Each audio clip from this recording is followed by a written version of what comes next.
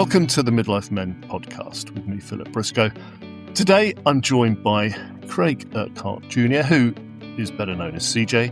Seejai was a Division I basketball player and musician, and his life changed when he started to be affected by a heart condition, ending up in needing heart surgery and a transplant.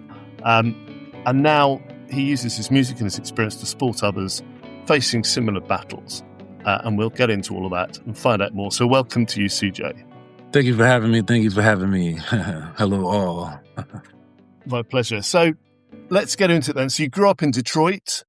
Sport was a big part of your life early on.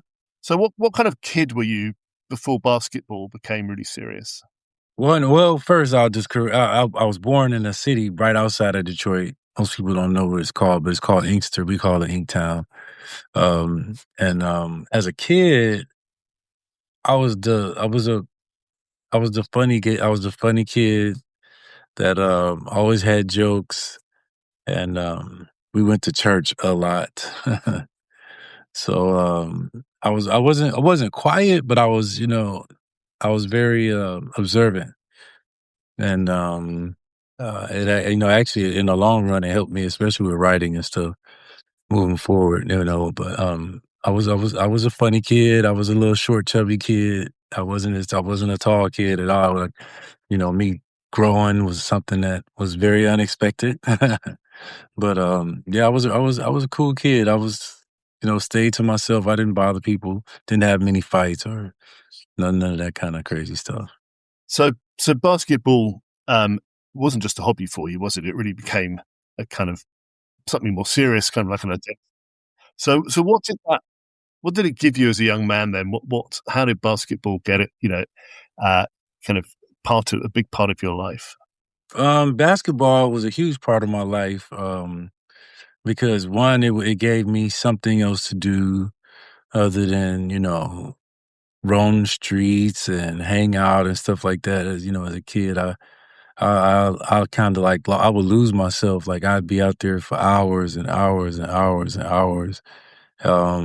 Even during the wintertime, shoveling the snow off the court, out there shooting the ball around. The ball is wet and feels like a brick, but we still shooting the ball. And it did teach me discipline, though. If you want to get better, you got to put some time in. I don't care where you at, you got to put time in to get better at the game. It was a great outlet. It was a positive outlet. Gave me a chance to really be myself. I wasn't really a nervous kid when I started playing. So, when I didn't start getting nervous for basketball until I got to like college or something like that. So you were good at basketball. I mean, you became a kind of Division I player. So tell us about that. That was fun. I think when I was playing basketball coming up, and the AAU circuit and all of that stuff, we everybody wanted to go Division I. It was like, oh, you got to go D1, you got to go D1. So that was the goal, to get Division I. And now that I'm older and I look back and on things, and we were actually very fortunate to pretty much my whole AAU team went Division I. I don't think anybody went to a D2 school. So that was like, everybody was that was the stamp of approval at that point. At that time, it was get D1 and try to get to the league.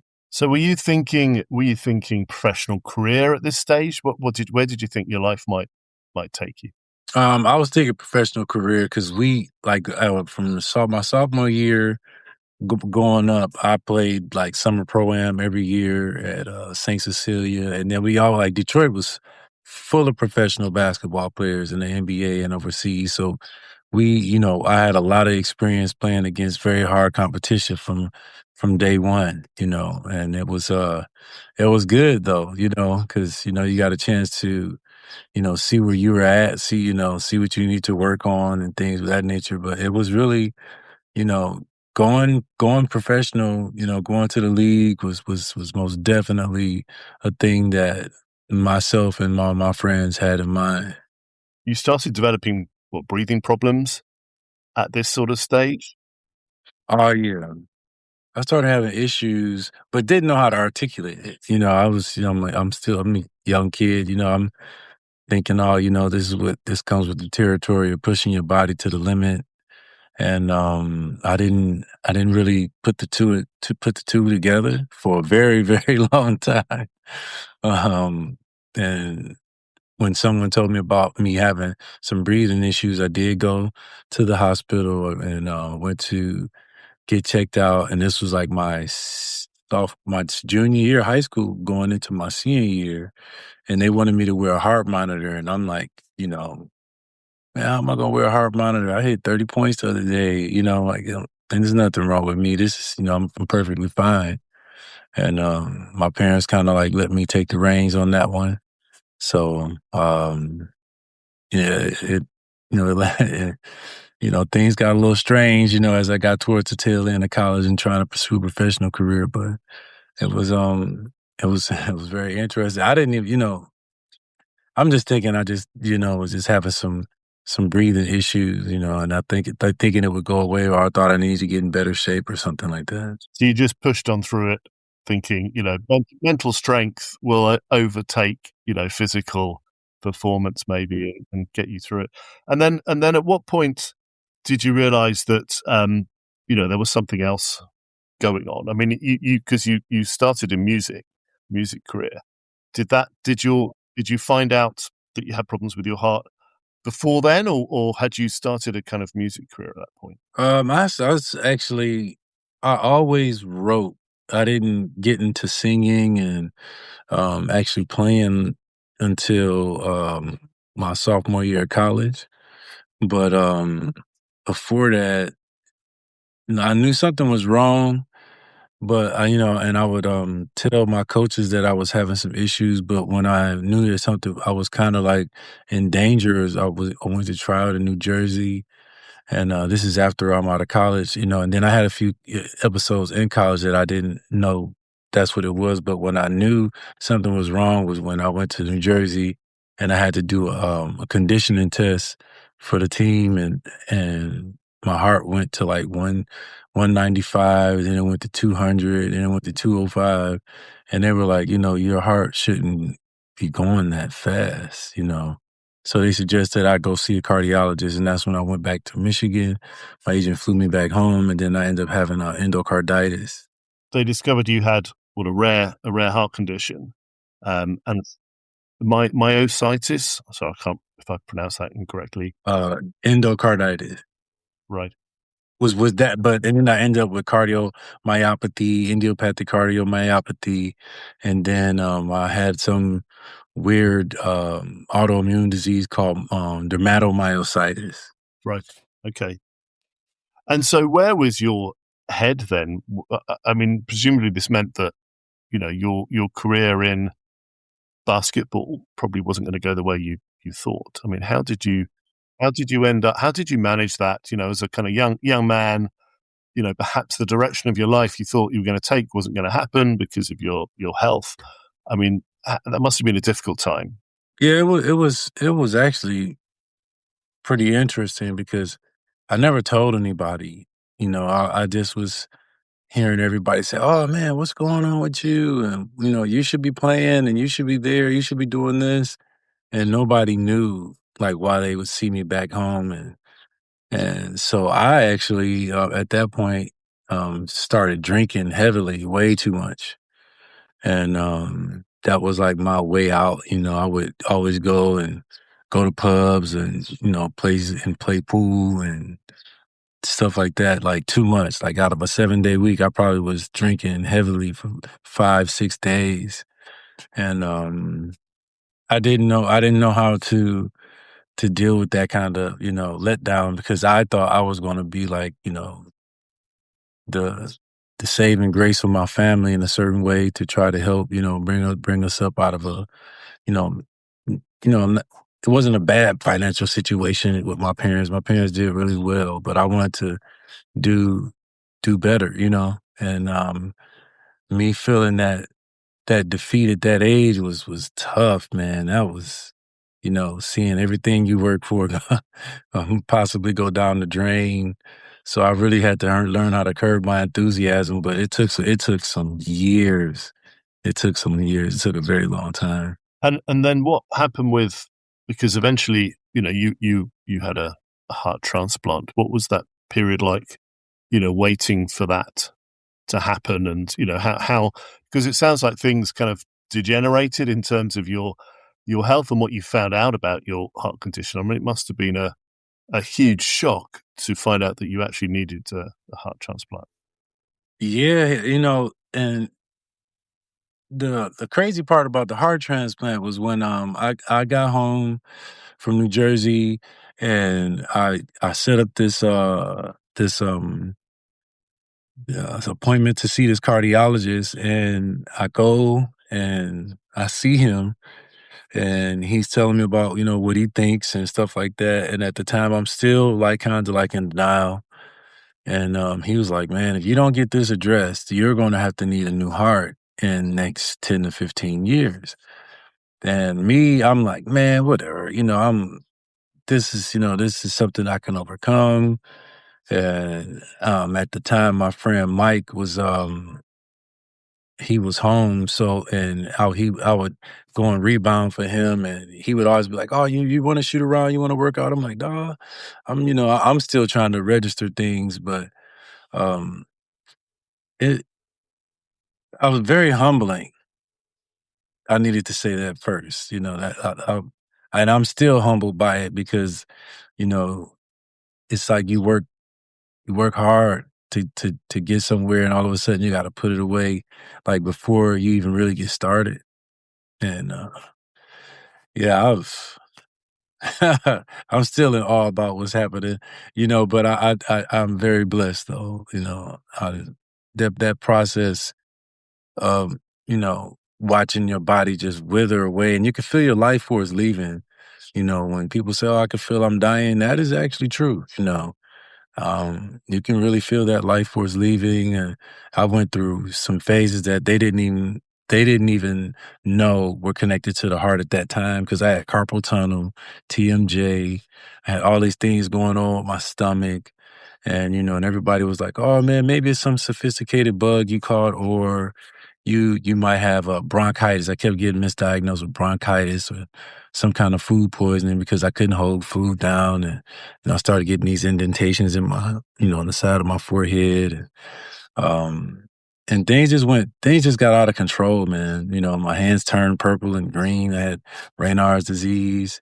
It was bad. It was bad. It was painful, very painful. How did you keep a kind of positive frame of mind? Because it must, at times you must have thought this is too much to take. I mean, how did you maintain, I guess, that will to live and that belief that you were going to get, better. Things were going to improve. I just think I'm wired that way. You know what I mean? I guess it's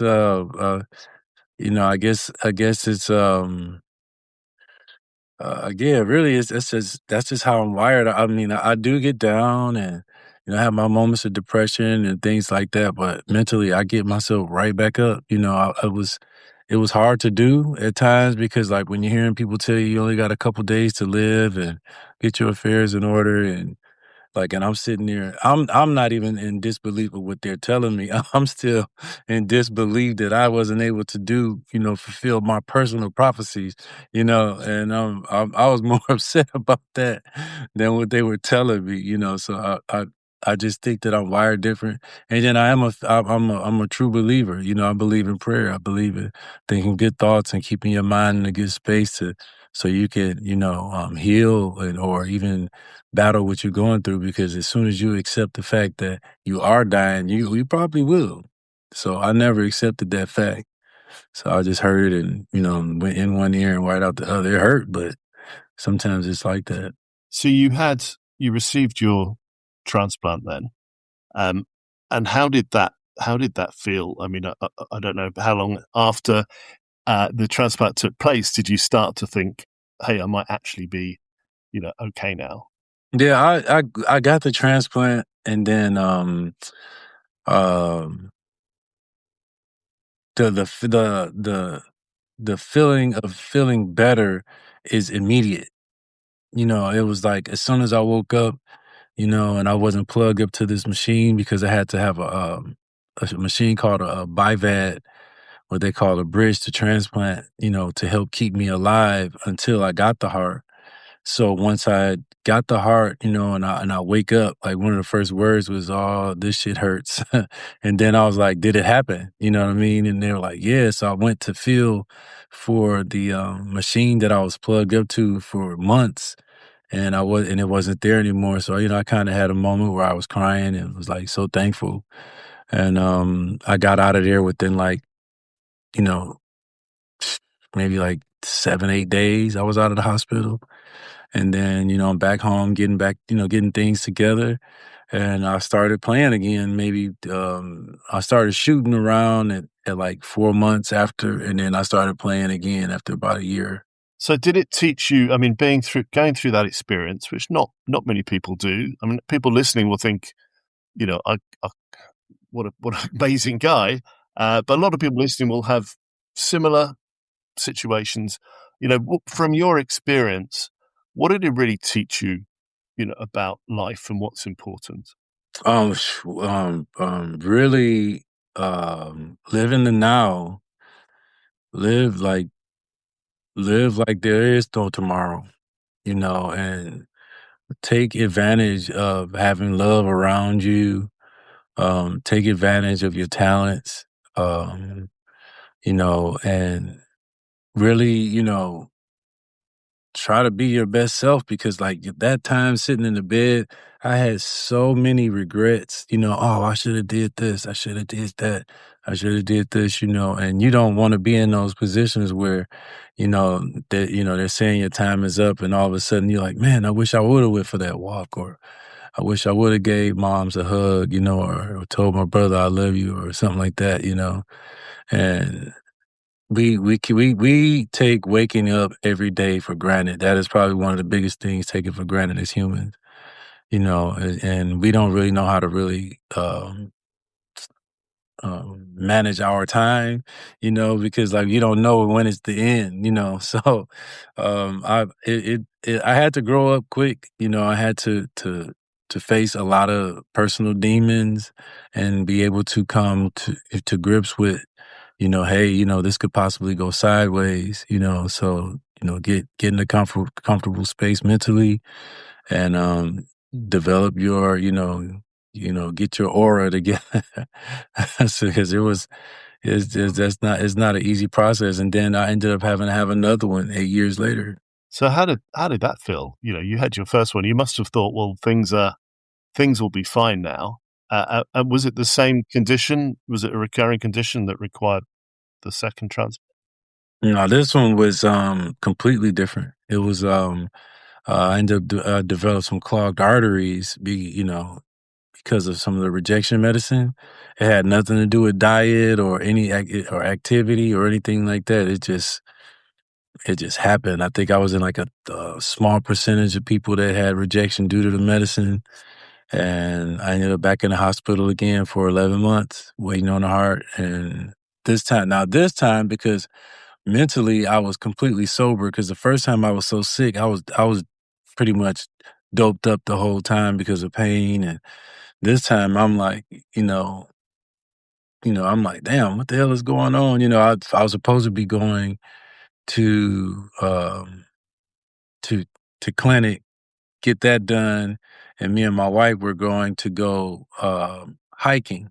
We were going to go for a walk in Malibu, but I ended up going in there and they kept me. So I went in on July 11th and got out on like May 7th or something. It was such a long time. I mean, how did you maintain how did you keep going during that time? Especially after everything you've been through. Did it help you that you've been through it once? It did help me that I went through it once, because I understood that it was going to be some painful days. There were going to be some days where, you were let down. I had, during the second the second, transplant, I had 2 dry runs in 1 week. So that's when you go down and they say there's a heart for you, and I'm right on the table waiting on them to, put me to sleep, and next thing you know, the doctor calls like, "Nah, it's not the right one." So then I go back upstairs, and I'm like, "Oh man," my family cleaned out the room because we're thinking I'm gonna go, about to be going home or going to ICU after the transplant. So I go back to the room, and then the second time, I did it, and after that, I was like, "Man, forget it. If it happens, it happens." Because I kind of was a little deflated. So, um, yeah, I was. It's a very mentally like it's not for the weak. Like mentally, you have to really put yourself in a different space. And then people, you pick up on energy. So you have to really be careful who you let in your room and stuff like that. Because, when you're going through moments like that where, I guess you could say life or death, you really develop a different kind of sense or different kind of, skill. And that's picking up on other people's energy like quick.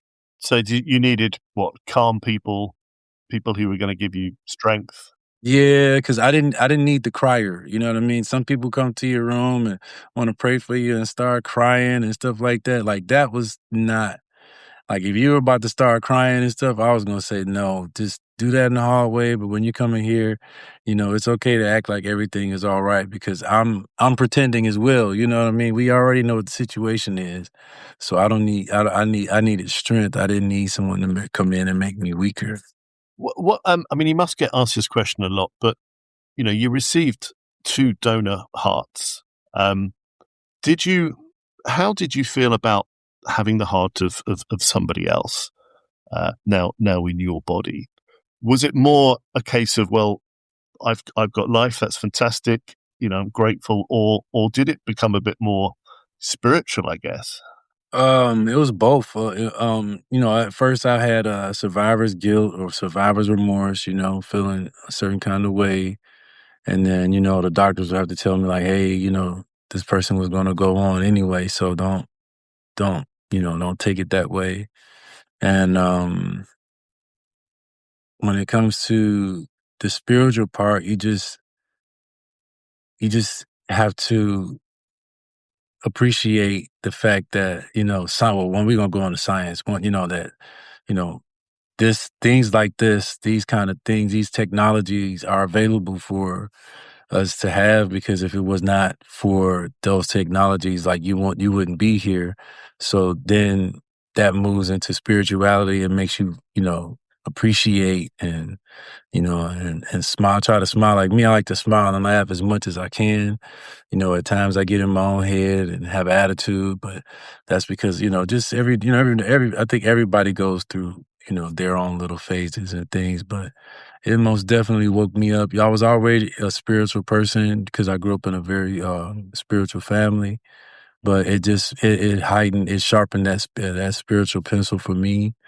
Um, I'm very, very grateful. I show gratitude every day. I always say thank you to my donors, both of them, every day. And I, wrote the families and stuff like that. So since then you help other people going through similar experiences. I know you've written a book called the Transplant Journey Journal. So it's obviously important for you to turn your experience into something that can help others. So tell me a bit more about. Yes, yeah, I think that you have to be a vessel or a beacon of light for people. Like I would go to hospitals and mentor adults and kids, both post and pre-transplant. I still do. And try to give them some, a glimpse of what's going on and also a glimpse of hope because when you get in those positions, you kind of feel a little hopeless, because, it's so you're about to go into uncharted territory. Um, and that process of going into the hospital, it can be brutal sometimes. I've gone in there to talk to people and got triggered and have to go back out and, get myself together. And it's it's most definitely something because like you don't like it's a coin toss, because I've had people that I talked to and said, everything's gonna be all right. And everything wasn't all right. They end up not making it. Or you get some people that are negative and you go in there and help them change their attitude and now they're doing a great job trying to do something, and they'll be like, if it wasn't for you coming and talking to me, I would have, things would have probably went the other way, So it's I get it, and then it's like so gratifying, it's instant gratification for me because when they see me, because I'm a tall person, and they looking at me like, oh, who's this guy? And I'm telling them like all my story. And they're like, "Whoa, you had a heart transplant? You don't look like you had anything wrong with you." And I'm like, "Oh yeah, I've been where you are at. I've been in that bed. I've sat in this hospital 2 terms for 11 months, both times. So it's pretty interesting to see the response from people, but it's always a good response though. And how tall are you, CJ? Because I can't tell because you're set down. I'm about 6'5", just 6'6", a tad bit under.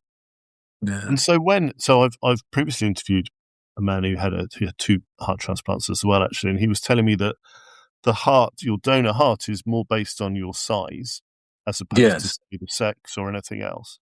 Yeah. Um, so I guess you also had to wait for somebody who was probably had a big heart, right? Yeah. Yeah. I had to wait. I had to wait a long time. I had to wait a long time, both times for it, and you got you can't put a 5.57 engine into a 6.6, 6.5 body. And that's just like it's just not. You been had a problem going up the stairs. You know what I mean? So you have to find something that's suitable to size, to go along with the blood type and, try not to have a lot of antibodies and things like that. But you have to wait. Being a tall person has its benefits and then it has its downside to it. So when you've gone and supported other people who found themselves in hospital, because I guess it could happen to anyone, not necessarily a longer term heart condition, but stroke or a heart attack or any one of us could be in ICU tomorrow. Um, did you did you notice any kind of commonalities between the people that found themselves in hospital? As you got to know them and supported them. Yeah, the one thing that I found that was common was denial. Like everybody is in denial. It's like, oh no, I just can't believe this. Like this can't be real. And everybody's journey health wise is different.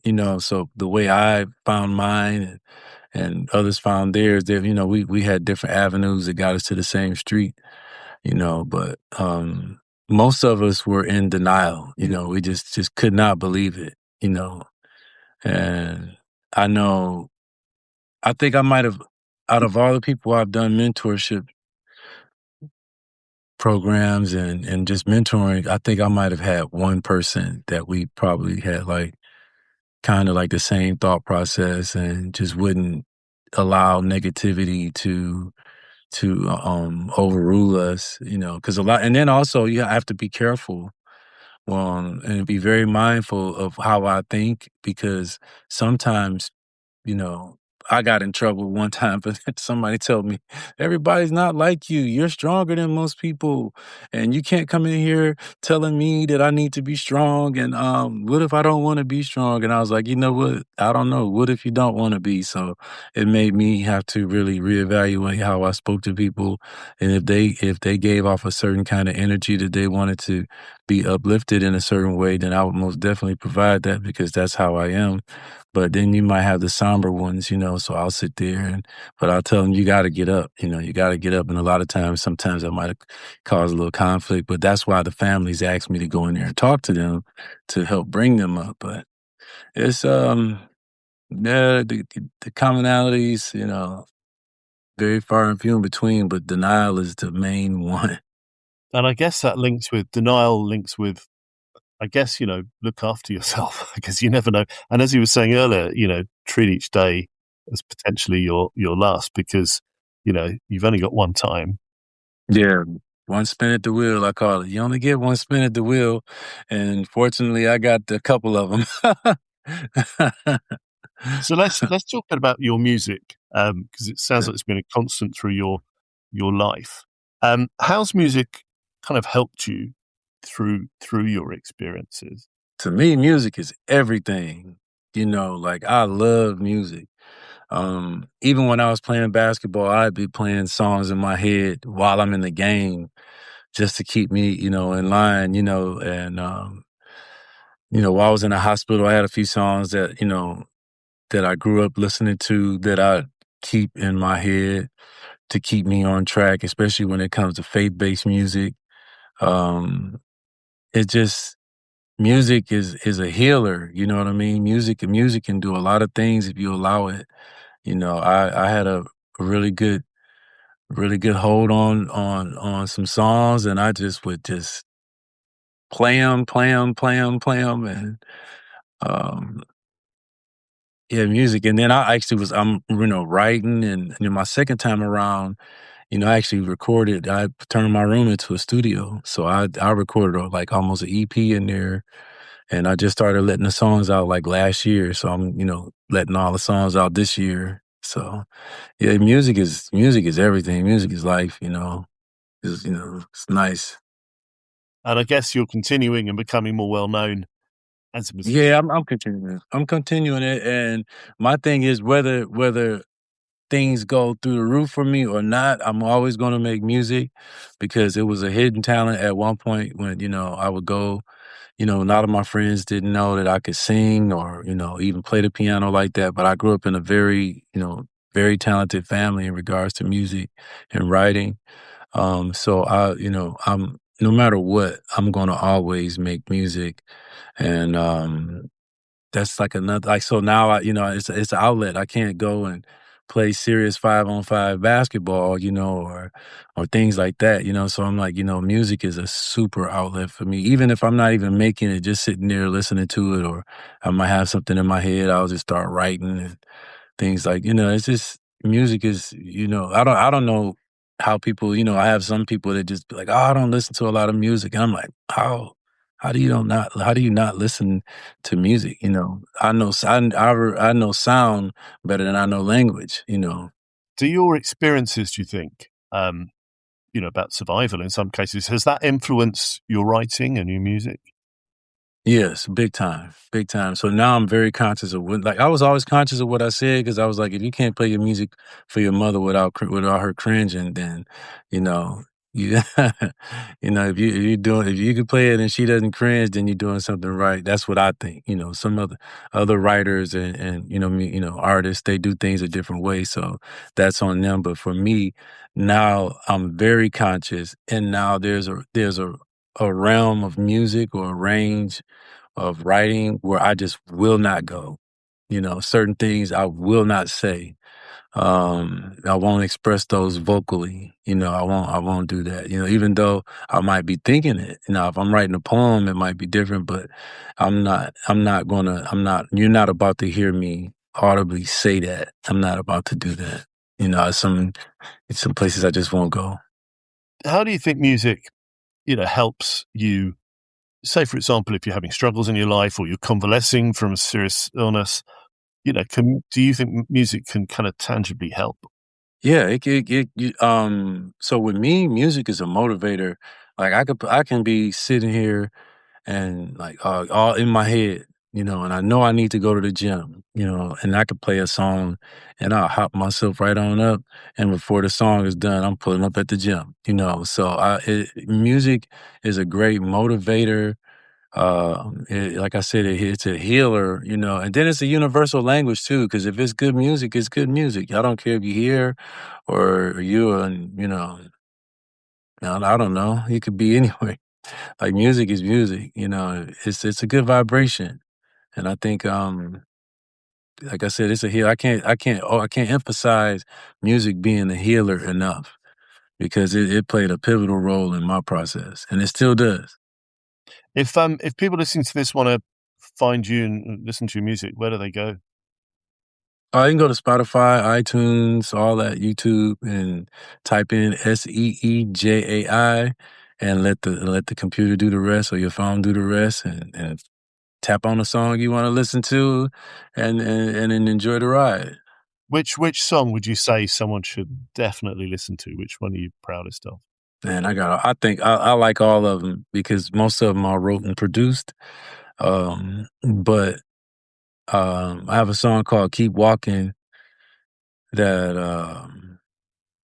that hits home. Crazy part about the song is I wrote it, and one of my good friends, who's also an artist, his name is Crimson. He actually finished it while I was in the hospital. And then when you listen to the song, it was like I was talking to myself, knowing that I was about to have a tough situation and I needed to get through. And the song is called "Keep Walking." And it's me, Crimson, and an artist named Monica Blair. And it's a really good song. The visual for the song is amazing because I got stuff from the hospital. And, so it's kind of like, showed my journey, me being in a bad situation. And then at the end of the video, I'm walking on the sand, walking on the railroad tracks, walking everywhere, so it's a really good song. It's a good inspirational song, and, I got a couple of them: "Keep Walking," "Dreaming." Um, yeah, I got a couple of them. "The Night," it's just a whole bunch of songs. Yeah.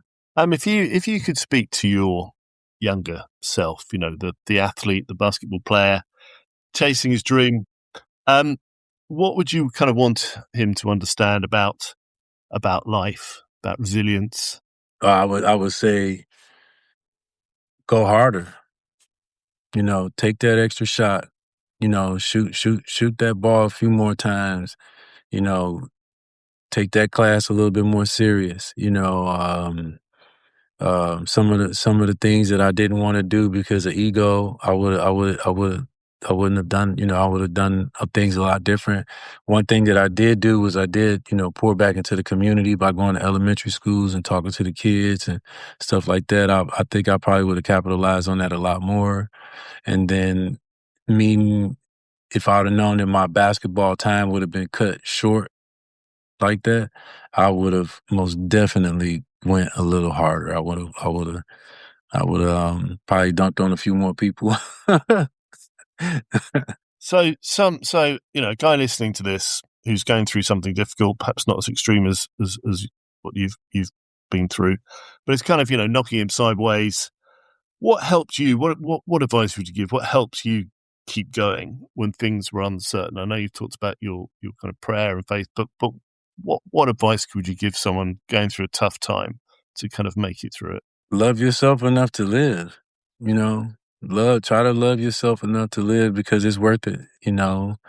Um, you're human to have negative thoughts come in and out, but let's try not to let those negative thoughts overcome, and like really just try your best to stay positive and then do whatever you have to do to smile and laugh and smile and laugh because it may be it may be your last time. You never know, but we're not going to think about that. We're just going to say, let's just continue to move forward and smile, laugh, be kind, and, and put good energy out there because it's important. It is really important to curb your enthusiasm in situations where it is just kind of things seem a little grim, So I would always say that, like, and remember, you only get one spin at the wheel, so make it your best spin and don't give up, don't give up, don't give in, and just keep trying, keep trying, keep trying, keep trying. You get knocked down, get your ass right back on up.